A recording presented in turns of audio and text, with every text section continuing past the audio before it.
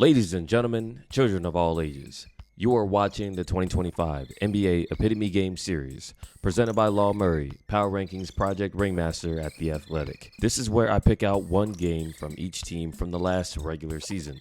I am putting the spotlight on the biggest weakness of the 14 teams that missed the playoffs and the biggest strength of the 16 playoff teams from the regular season. This installment features the New Orleans Pelicans. This franchise is rarely stunting like their daddy, but this was a playoff team in 2024 that devolved into having their first 60-loss season in 20 years. Sure, injuries were a major issue, but that's every Pelicans season.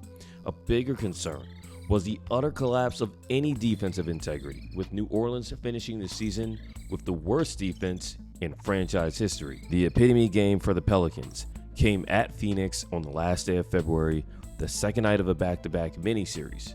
The Pelicans actually won the night before in Phoenix with Zion Williamson and CJ McCollum. But on this night, Williamson and McCollum rested, and so did any sense of resistance from the Pelicans. End of the first quarter. Pelicans already down by 20. You have a baseline out of bounds, and Kevin Durant, he's at the nail. Back screens Trey Murphy. Jeremiah Robinson Earl doesn't switch. Easy dunk for Ryan Dunn from Colin Gillespie. The Pelicans were 29th in the NBA in fast break points allowed. It wasn't a big problem in this game in particular.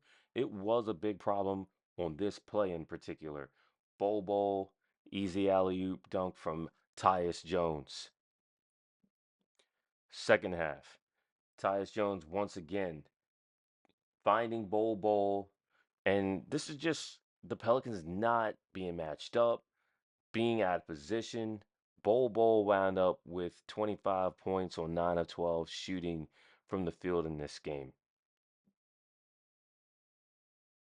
We could say that bad switches were an issue for the Pelicans in this game, but it's Devin Booker. Honestly, all of these dudes on the Pelicans were unideal matchups, and Jeremiah Robinson Earl certainly wound up being one of them.